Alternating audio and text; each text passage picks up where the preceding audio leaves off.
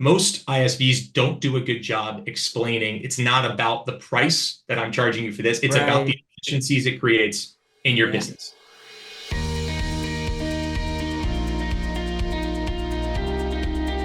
So, James, today our talk with Brian was awesome. He had so much really what I call actionable information for our listeners. Yeah, I actually got introduced to Brian. There's a consultant that I'm working with right now that is working in the ISV market that's helping us formulate some strategies. And he was like, "Man, you need to talk to Brian Abernethy." And I'm like, "Well, who's that? I never even heard of him before." And so, Right. I was really cool. I reached out to him. He and I had a talk, and it was like, "Man, this is the guy who's actually working with the ISVs to integrate payments, not doing the payment processing, but just consulting them." And so I thought, "Wow, I've got to get this guy on the podcast." And he absolutely delivered a fantastic interview, tons of great information. I followed it up with my questions from the field, talking about how do you prospect and find an ISV to do an integration with on the Right. payment side. And then Patty, tell us about the insiders today. Some really interesting information on the Durbin Amendment and the Fed's efforts to slash the permissible debit cap. And James and I together, I think we had some interesting insights on that. I think so. Yeah. So this particular episode is brought to you by Nativia. And so we're going to talk. Vlad's going to have an announcement here in a little bit that we'll hear from him. I also like to mention in these episodes that neither Brian or his company Utopia, they're not consulting clients of mine or advertisers or sponsors with Patty and I. And so this is just a fantastic interview with a great industry expert. So with all that in mind, Patty, what do you say? Let's dive in. Let's dive in. Hey everybody, Patty and I are here today with Brian Abernethy. He is a payments consultant to ISVs. How you doing today, Brian? Great, James. How are you doing? Doing great. Great to have you here today. This is obviously a very hot topic. I've been looking forward to this conversation. I think talking to somebody who's really on the front lines of working with ISVs in a processor agnostic manner to help these ISVs understand and integrate payments. Pretty interesting opportunity here to have this conversation. But before we dive into that, could you share your story with our audience? How did you end up in this very unique role that, frankly, there's only a few people in the world that play this role? So, how did you end And, up here? and even fewer people who know what this role really is. I mean, even Yes, know it yes, exists. Yeah, exactly. yeah, it's a great point, and I'm happy to. How do you So, explain it to your parents, Brian? yeah, great question. Well Right? said. Well said. So I got into the payments industry. I was in consumer goods in a prior life, went back to business school and pivoted, landed in the payments industry at TSYS in 2017. And I happened to land in the part of the organization that they would call ISV business development.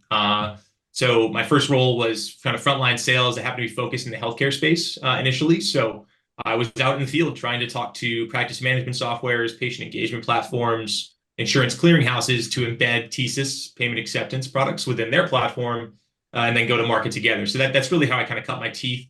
Had some success there early on and took over that team. So managed 10 or 12 different reps working on a variety of different vertical markets, nonprofit, field services, government, education, retail, restaurants. So did that for several years. Obviously, TSYS was acquired by Global, so went through that transaction. Spent about 9 months post-transaction at Global before moving over to Clearance to build out the same discipline. So spent about a year and a half at Clearance before deciding to go off on my own and start Utopia, which is where I've been at now for about 2.5 years. Wow, that's great. Yeah. So let's start by zooming way out here, Brian. So let's talk big picture. As you look at ISVs, let's say over the last like 5 years, right? You know, how have they changed in terms of their view of payments, payment acceptance? What are the big key trends that you see in the ISV market, and how are they shifting? Yeah, it's a great question. I think there are a couple that really are dominant over the past few years. I think if I were to rewind back to when I was selling or my team was selling, I think it was predominantly kind of a more of a hands-off approach, I would say, from ISVs. So Hmm. it was sort of early days if you think about this concept of kind of software plus payments. It's been around for a while, but I think that over the past 5 years, the understanding of how valuable that combination can be in terms of revenue, in terms of enterprise value creation, has skyrocketed, right? And I think that's evidenced by the amount of private equity, growth equity, venture capital that's flooding this, right? Everyone's looking at vertical SaaS platforms trying to monetize payments, and so what's happened is that as a couple of these platforms have had major success, like a Toast, like a Shopify, like some of these huge companies that we see, I think software companies are realizing, well, why can't I look like that, right? And so what does it look like for me to make more money on payments? And historically, that would have been kind of partnering with someone like I used to sell at TSYS and at Global, because these referral partnerships, right? Where I plug my platform into your gateway and we go to market together.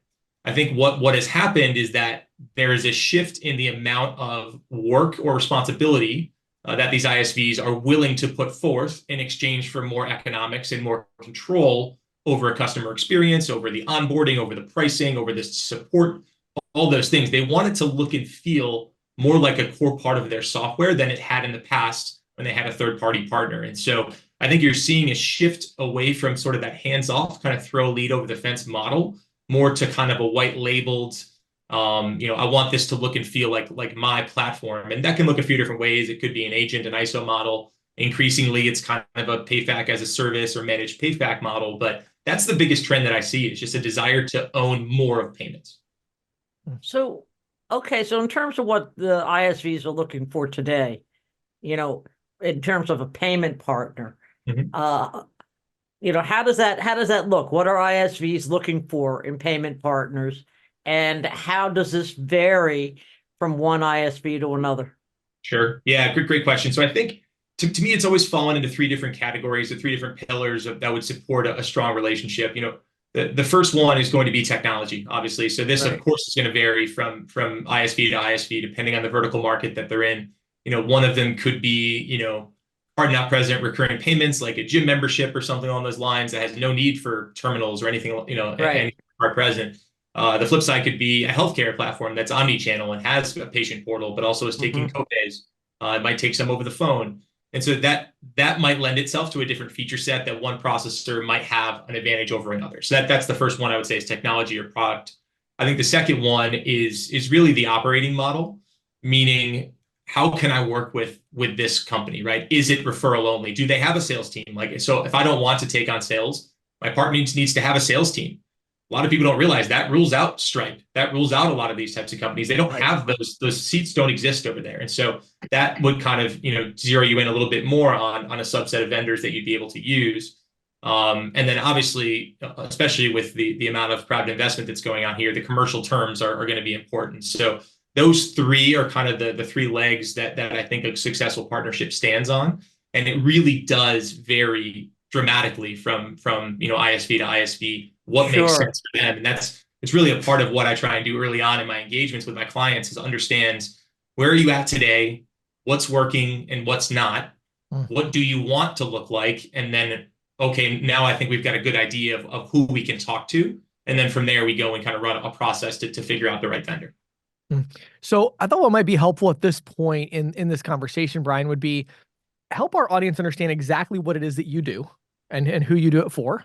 Right. And then maybe you could walk them through, what are these key issues that ISVs are coming to you? Why do ISVs reach out to you and kind of what do you do? So maybe that would help to just kind of give that broad spectrum and a little bit more of your role and then kind of what you're hired to do. Yeah, absolutely. So I think that the crux of it is that everyone or most folks understand that embedded payments is an incredible growth lever for a software business, right? There's so many success cases out there. Most of my clients are, investor backed, private equity backed, growth equity backed, and so their ownership probably has some other play that has a similar look and feel. Maybe they've successfully exited a business before with this SaaS plus payments thesis, so they know that it's there. What they're having trouble with is actually getting there, right? So it's really kind of an execution problem. Most of them will have had some sort of historical relationship with someone that's kind of all over the map, as you can imagine. Maybe they worked with a larger legacy incumbent. Maybe they were working with a newer player like a Stripe or an Adyen, and something's just not working. And so really what they're bringing me in to do is understand, how do I get from point A to point B and not trip over myself? And I think a lot of them have, unfortunately, tripped over themselves over the past, 5, 10 years. So the process typically starts by really understanding where they are right now, which is it's a quantification exercise to some extent. I think it's here's my partner, here's my commercial agreement, here are my residuals, here are my kind of key statistics. This is sort of the baseline. Say, okay, well, now that we've established that, based on what I know is available in the open market, and if we were to implement X, Y, and Z change to your go-to-market strategy, say pricing, these types of things, here's where you could get to, right? And I think this is really kind of the aha moment early on in an engagement is, well, I knew that there was money out there, but I didn't know how much, right? So Right. should this be like the number one priority in my entire software business? Should it be the fifth one? Should it not be a priority at all? Usually when we do the math, they say, whoa, that's a lot of revenue potential, right? And they say, okay, Right. let's go get that, right? And so that's kind of the first phase. After that, it would be, all right, well, of course, everyone wants to make more money, but what do you want to own? What makes sense to insource versus outsource, and what vendors can support that? That's kind of the next phase. And so we'll go have some discussions with those vendors, have some technical discovery, get to know them a little bit. And then either formally through like an RFP process or informally through maybe an accelerated process, we'll solicit some commercial bids from all those who we think could be a good fit. Ultimately, we'll negotiate a contract and get the new integration built. I'd say that's kind of the middle or the front 50% where I've spent a lot of time lately, and actually where a lot of my engagements might even be standalone lately, is around the go-to-market piece of the puzzle. So Yeah. this fun new shiny integration that you've built to your new processor who you're in your honeymoon phase with is only worth how much volume you can board to it, right? And I think a lot of times it is oversimplified, or software businesses underestimate how hard it is to actually get a small business to choose to use your payment solution versus something else that they are used to using, right? You're talking about retraining staff, ordering new terminals, disrupting their day-to-day work, right? They're in there running their business. I think a lot of times there's just this blankets, well, volume times basis points, just go make that. Like, obviously, it's a lot more complicated than that, but how do you actually unlock that is the question. And so we spend a lot of time understanding, who are these customers, right? Right. Are they going to accept a blended rate, a sticker price? Is it more price sensitive? Do we need to work on interchange plus? What does that mean for my sales team and their expertise? How are we going to dissect the portfolio in terms of enterprise versus mid-market? Who should we prioritize going after? All the way back to how do I incentivize my own sales team to push payments and have this on their radar as opposed to whatever their add-ons they're selling. And so those kind of 4 buckets or phases would be like a typical engagement.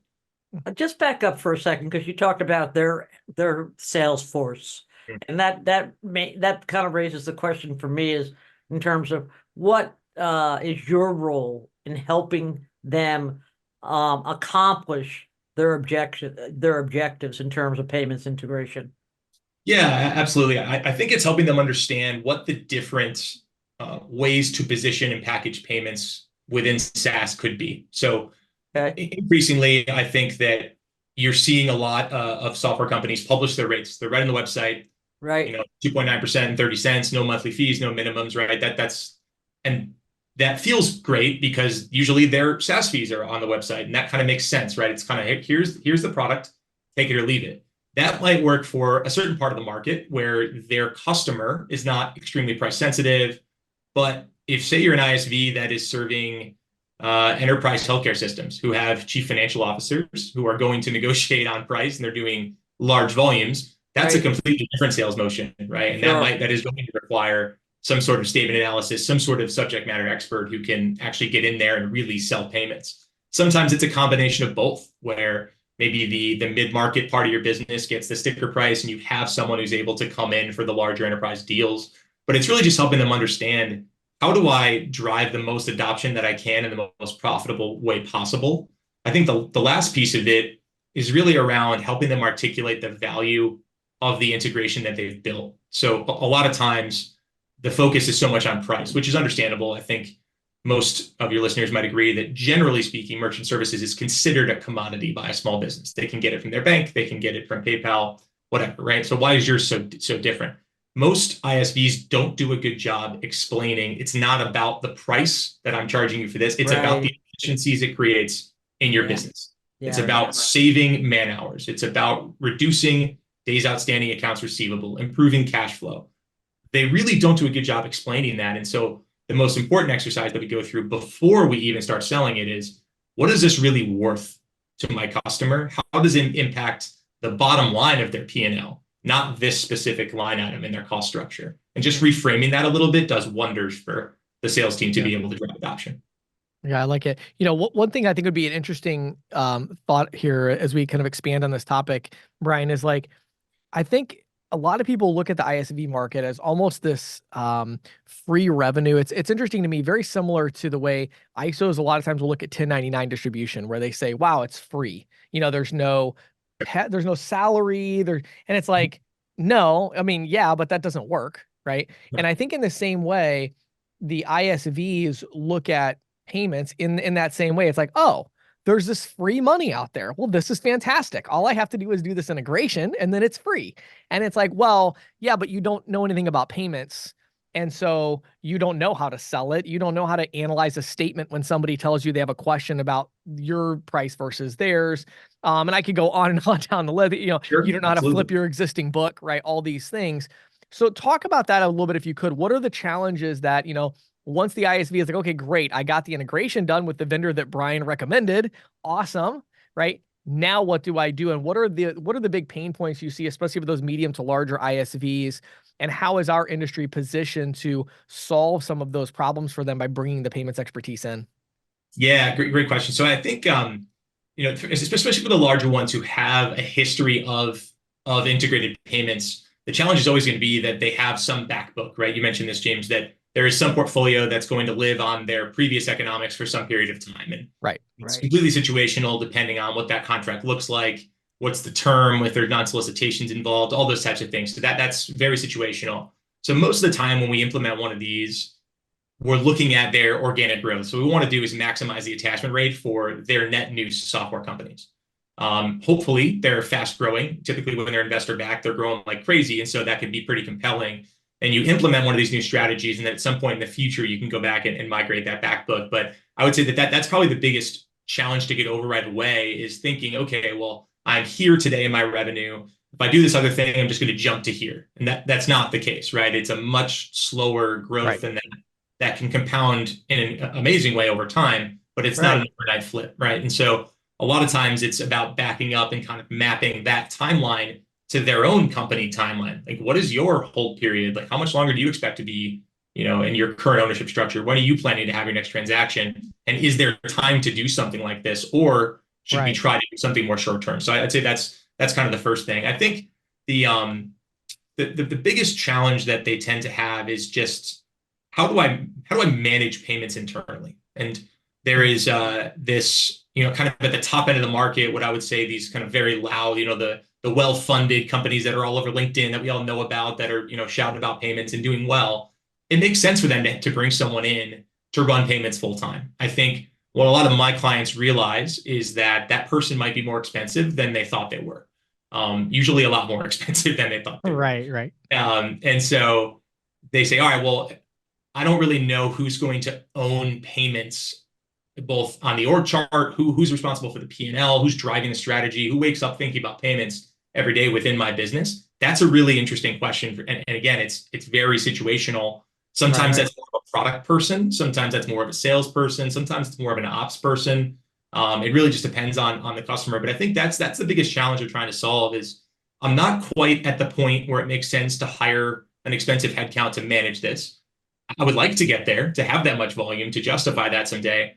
But if I don't invest in payments right now, I'll never get there. And so then this little doom loop where they can't figure out how to get out of it. And that's really one of the services that I offer, is an interim or kind of fractional chief payments officer, to help them break out of that, to optimize what they're doing. Let's spend 3-6 months, and then hopefully you start moving in the right direction, and it will become clear who should own that within your organization. Right. Yeah, I like it. I agree with that 100%. Yeah, me so too. All right, so let's talk about as we kind of close down this conversation here. I want to hit the ISVs and the ISOs. So for the ISV owner that's listening, owner or executive, they are, back in that early phase where they kind of, I call it like ISV 1.0 payment integration, where they integrated with a gateway and they're like, why am I making like $1,000 a month on this instead of $1 million a month? What advice would you give them, or what would be kind of your closing tips of like, what did they need to do next to move forward and start to take advantage of this opportunity? Yeah, I would say that the most important thing to do before you spend any time or calories on figuring out payments is just backing up and saying, what is my opportunity? What's my right to win payments, right? Am I truly a system of record? do I have kind of the first right of refusal to monetize these payments, or am I going to be swimming upstream? And I think that's really important because I've had plenty of discussions with either investors or potential clients who think like, well, I'm kind of adjacent to that. I think I can jump in. That might be the case. But most of the time, if you aren't the core operating system or ERP system of record for a business, it's going to be pretty difficult for you. And so you're kind of swimming upstream. So I think, first of all, understand your place in how that small business operates their day-to-day business. And then from there, I think you need to get really honest about how much of this does it make sense for me to own within my four walls versus outsource. And I think this is where it helps to get some advice, is understanding what are those trade-offs, right? So sure, directionally, I get if I take on more, I earn more money, but how much more and what would it cost me to take that on? I think that's where people need some help and some guidance. And so it's really just having some self-awareness of where do I fit within this customer's kind of day-to-day ops? How much of this can I realistically take on without compromising my core software business that I've worked really hard to build? And once you've got those answers, then I think you can start to figure out what vendors, what technology stack makes sense for you to go and implement. And hopefully you can get to a strategy where you go from 1,000 to 10,000 to, hopefully, $1 million a year, $1 million a month. But yeah, it's really about going in eyes wide open of what will this mean for my business long term? How do I quantify it? And what changes do I need to make in the short term to go and capture that? And does that make sense? Because there, of course, are the things they can go put that investment towards. Right. Maybe, investing in their own software or some other channel partnership or something. So is this the right thing, or am I just hearing about it and maybe it's not a right fit for me and I'm going to waste a bunch of time? So, it's one thing I really wanted to make sure we talked about, a little rabbit trail here, but one of the most interesting things to me about the ISV is that the percentage of gross margin that they get on the account, as I've done consulting on that side as well, tends to be one of the least important metrics in driving success. And here's what I mean by that. I'm curious to get your thoughts on this. When I actually dive into it, right, I'm usually like, okay, how many of your new sales right now are monetizing payments through your integration platform? And it's like 1 in 5. Sure. And it's like they're trying to choose between two different payment providers, one that offers, let's say, 70% split and one that offers 80. And I'm like, well, wait a minute. Which one of those two is going to get you from 1 out of 5 to 3 out of 5? Right. Because that matters so much more than 70 versus 80. Right. And so, absolutely. Yeah. And then it'll be things like, even like support, it's like, well, what's your merchant experience going to be like when they get their statement and they don't know what it is, or they have a question about it? What's the level 2 support? And so I think and you kind of alluded to it a minute ago, which is there are these really hard trade-offs. And I think in the ISV world, they're starting to understand those a little bit because they've gotten kind of, kicked and punched a few times from the industry, right? You know what I'm saying? I feel like there's these trade-offs, and a lot of times, and it's so interesting to me because it is so similar to the challenges like the 1099s face. Like a lot of, well, this company will give me 80% split. This one will give me 90. And it's like, well, yeah, but the one at 80 is giving you a fantastic technology solution, lifetime vested residuals, full support. And it's like the 90% is going to give you nothing. And there's still this kind of like, oh, but it's 90, do you see that with the ISVs as well, that they tend to focus on the wrong metrics? Absolutely. Yeah. It's probably the biggest struggle that I have during these processes is trying to get them to take their eyes off of kind of that rev share number. And the framework I like to use to explain this is the rev share, meaning like percentage of revenue that you get out of this pie, is actually the last metric that you should care about. Right. Well, what do you mean? I want the most, right? To your point, I want the 95. Like, okay, well, the number one you should care about is volume. So how much attachment am I getting? How much utilization is there? How much volume can I get onto this platform? How profitable is that volume? So do I have a compelling solution that's worth paying a premium price for? How low can I keep my churn? I spent all this time and money going to get these. Right. So now you've got your pizza, you get your pie, and now what percentage of that do you get? But I could paint you a picture in 2 minutes in Excel that shows you that a 50% deal might be way better for you than an 80% deal. When you think on paper, there's no way. But if you're twice as good at selling it, you get twice as much margin, your churn's half as much, it's a 5-to-1 difference in favor of the smaller rev share. So I think that's really important when we go back to just the operating model selection of like, what do I insource? What do I outsource? Does this PayFac thing that everyone's chasing make sense? That's all the rage. All anyone talks about. it can be a really good model for a specific type of use case. It can make a ton of sense. In another situation, it might not make any sense at all, right? That's a terrible idea. Look at that. And so I think trying to educate what those trade-offs are, I think they're starting to get it, James. To your point, they started in the referral thing, and then everyone went after the PayFac thing, and they got their hand caught in the cookie jar. Like overreached, you know? Exactly. Now right. they're back in the middle. We're coming back in the middle, right? Now it's kind of, you're seeing some interesting solutions, right? You're seeing this PayFac as a service thing pop up. There's a lot of new vendors in that space.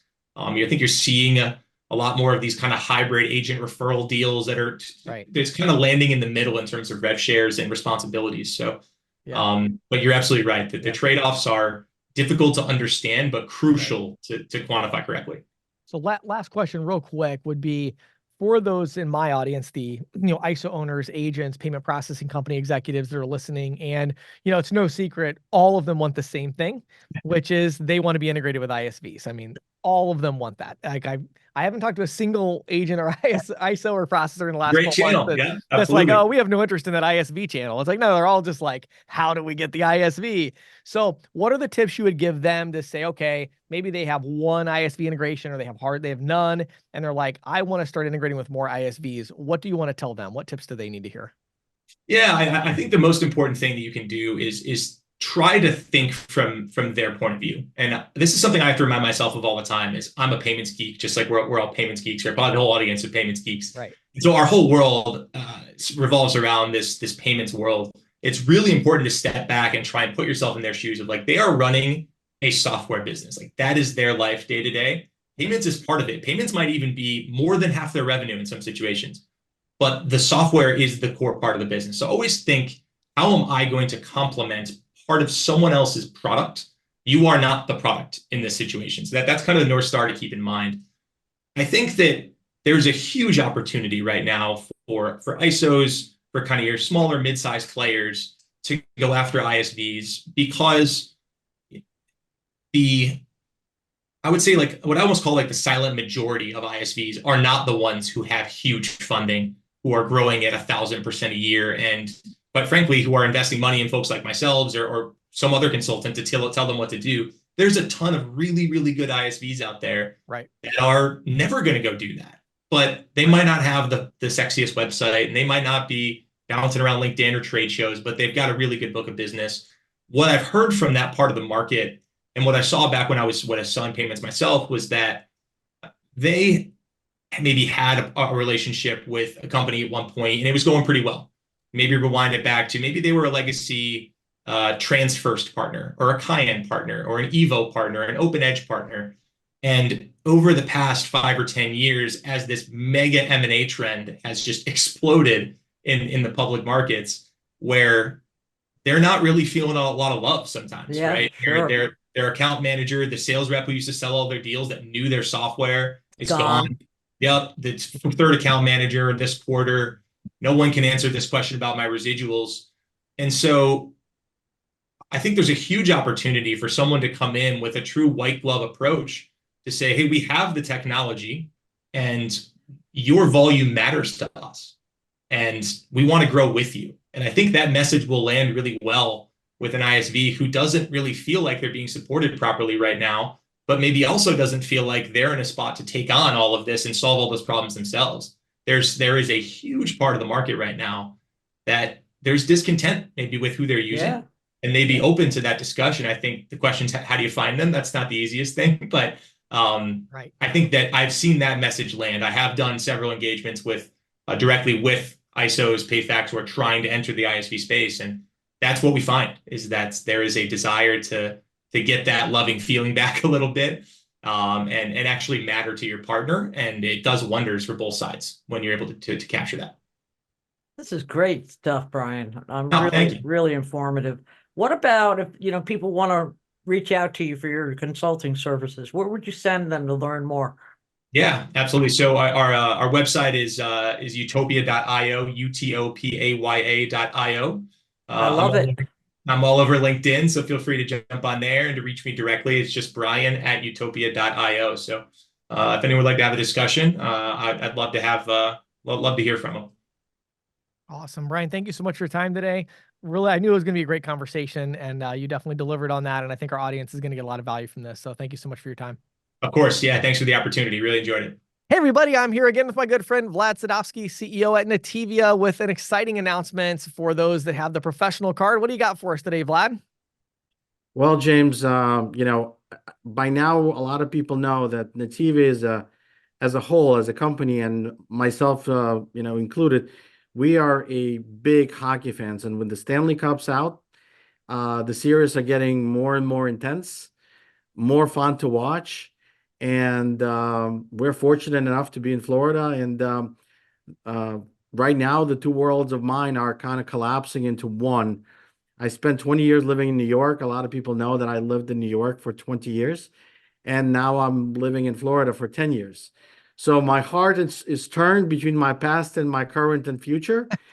And so it's never a better time to sign up for our professional card and get an exclusive suite at Panthers Arena, Florida Panthers Arena, for an absolutely amazing series between New York Rangers and Florida Panthers.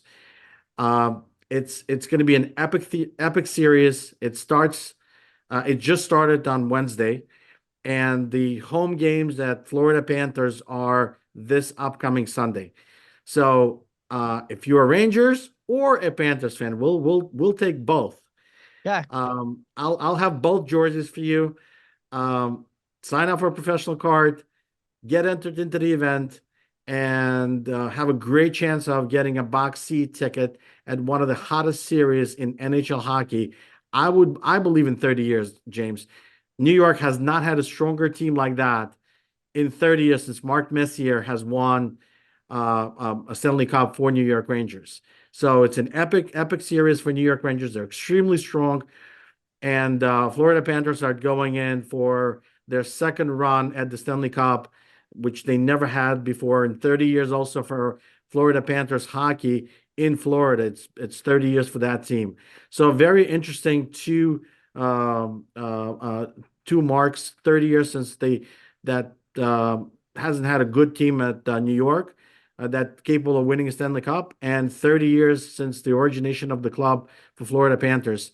And to be there at present in the game with a beautiful box seats sponsored by Nativia, what else could be better? So for those that maybe aren't as familiar, we have a couple of links. And by the way, if you haven't gone to this link in a little while, go ahead and revisit it right now. Pause the podcast and revisit it. It's nativia.com/professional. There's a new page there with some information about the program. But again, the professional card, it is a card. It's a basically banking service and a card that is specifically for payments professionals.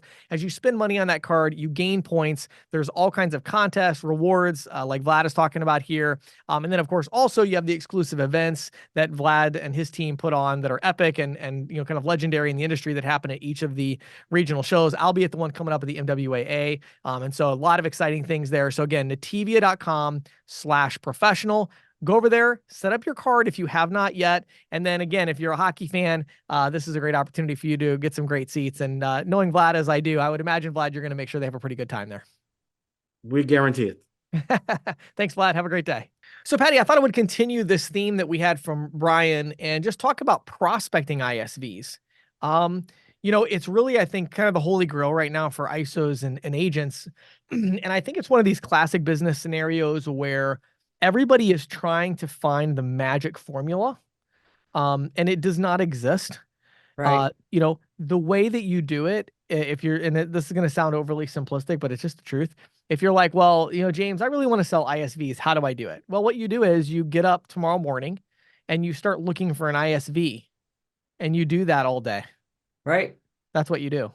Right. And so I think the challenge for a lot of the agents is they don't understand that the numbers game is just very, very, very different. So they're used to going, okay, I'm going to go out in the field today. I'm going to walk into 20 businesses. I'm going to get 3, 4, 5 contacts. I'm going to sell one.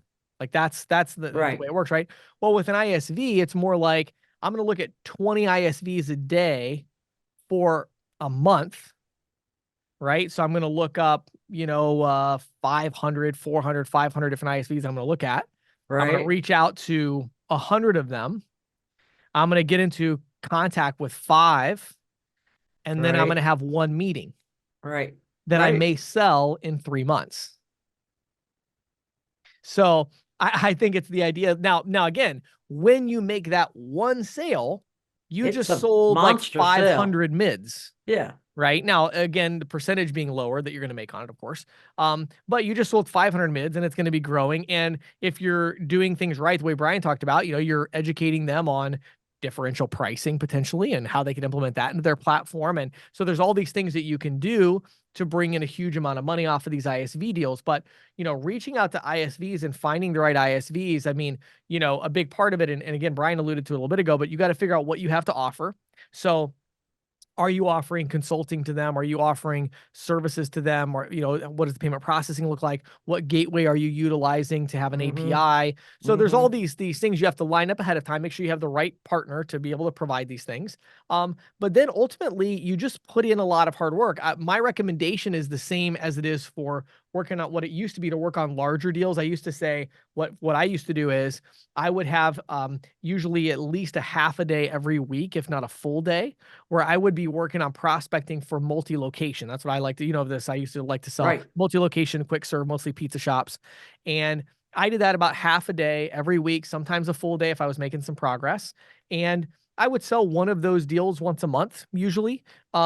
And when I would sell that one deal, it would be anywhere from 5 locations to I sold a couple that were over 100 locations. And it was very, very profitable. But again, I just spent that half a day a week on it. I think for most agents today, if you have the right partnership to sell the ISVs, you should be spending like a half day to a full day once a week if this is part of your strategy. And you should just be going and looking for ISVs. Now, getting really practical, where do you go for this? Well, what I would say is start by thinking about industries that are of interest to you. These could be merchants that you just understand their business really well or whatever, but whatever that might be, maybe you have a background in the industry or whatever it is. So think about an industry that you want to start with. Then I would recommend that you go to Capterra. So it's capterra.com and start searching for that software and look at all the different softwares for that particular industry and start looking at each one of them, find out who they're doing payment processing with. Just give them a call. Use this very honest, survey approach. I really like the survey approach for these. Hey, my name is James Shepard. The reason I'm reaching out to you is I'm doing a little survey today. So I've been reaching out to software companies. Don't say ISVs. They don't know what that means. I've been reaching out to software companies and I do payment processing. And I'm just trying to understand what your current experience is. Do you already have an integration partner? Do you offer payments? What are you doing with that? You could also reach out as a client. And you don't want to lie to them, but you could reach out initially and say, yeah, I just had a question for you guys. How do you handle payments? To just ask that question, see what they say, reach out to their sales team and say, what do you do? How do you handle payments for hair salons? If they're a hair salon point of sale, see what they say, right? You'll be able to tell a lot by that. And you can even use that in crafting a LinkedIn message or a Instagram message or whatever it is, a letter to the CEO of the company to say, hey, I talked to Susan in your sales department. When I asked her about what you do for payments, she seemed to be pretty confused about that. And she said X, Y, and Z. What I do is I help companies, fully integrate payments into their business model, et cetera, et cetera. So, yeah. So I think, the short version is if you want to prospect for ISVs, the main thing you have to do is that you have to prospect for ISVs. Yeah. And the funny thing about it is it's actually not that hard. You just have to put a lot of time into it. There's no magical formula. There's no incredible AI automation that's just going to just magically bring, CEOs of ISVs into your inbox. You just have to go look for them and you have to reach out to them and you have to talk to a lot of them to get one. And when you get one, you're going to be really glad that you spent that 3 months looking for one because that one is probably going to double the, value of your portfolio, right? As you get that one. So those are my thoughts on prospecting and finding ISVs to add to your portfolio. Great advice. Thanks, James. So James, the battle over debit interchange is heating up. You'll recall back in October, the Fed requested comments on a proposal to slash permissible interchange on debit card payments, which it has the authority to do under the Durbin Act amendment. Right. So what the Fed did back in 2014 is it capped debit interchange at 21 cents plus 5 basis points. And I think it was a penny for fraud, right? Right. The fee applies to financial institutions with 10 billion or more in assets. Right. Now the Fed wants to change things up. It's proposing to lower the cap to 14.4 cents plus 4 basis points and 1.3 cents for meeting certain fraud prevention steps. That's nearly a 30% cut in debit card revenues for issuers. Yeah. And it applies to all issuers with more than 10 billion in assets. So neobanks working with small banks to issue debit cards are pretty much in the clear. Right. But to put the proposal into perspective, a $50 debit card transaction under such a cap would fall from, the interchange would fall from 24.5 cents to 17.7 cents. Wow. And here's the other thing, going forward, the cap would be automatically adjusted every 2 years based on the Fed's data. Apparently, when the Fed first capped it, it was relying on bank provided data. Sure. Now, the Fed put this out for comment. It got over 2,100 comment letters. Okay. Not surprisingly, those from banking groups strongly opposed the scheme, but so did the majority of merchants. Really? Yeah, they want it obviously cut even more. Sure.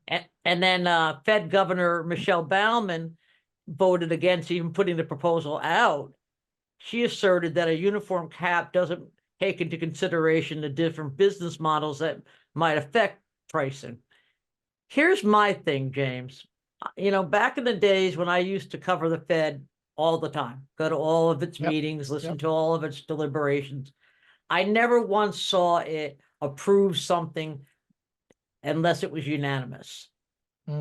Interesting. You know, it's Interesting. among the governors, it has to be. So your opinion is that this particular proposal is going to die, you know, it's not I gonna think go it's going to have to, at a minimum, go back to the drawing board. right.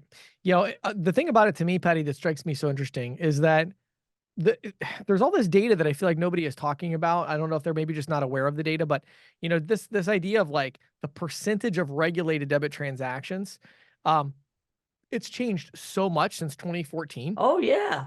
And it's like, you know, and I've used this example so many times, but you know, there's this book called Seeing Like a State, and you know, it talks about this story of how, you know, a long time ago, hundreds of years ago, this country was trying to tax based on, you know, how wealthy somebody was. Well, they didn't have like reporting that way. They didn't have, you know, revenue data, Right. you know, or income data. So they realized that rich people tended to have a lot of windows in their houses because they had big houses and they like to have windows. Oh, interesting. Okay. And so they said, well, what we're going to do is we're going to tax people based on the number of windows that they have in their house. Right. So there would be so their tax person would go around and they would just go from house to house and count the windows. Count windows. That was their tax. Well, guess what happened over the next 100 years? People covered up their windows. Yeah. Everybody built houses with no windows. So right. As a result, actually tens of thousands of people are assumed to have died from disease because, right, there was this issue where nobody had ventilation. They didn't know how important it was. They weren't putting any windows in? Well, they would have like one window, but yeah, like these big. Yeah, you don't have the crosswind getting the ventilation right. and all that stuff. Yeah. So my point, and the reason I bring that up is I think in this case, when the you know, Durbin Amendment arbitrarily set this cap and said you had to have 10 billion in assets to be regulated.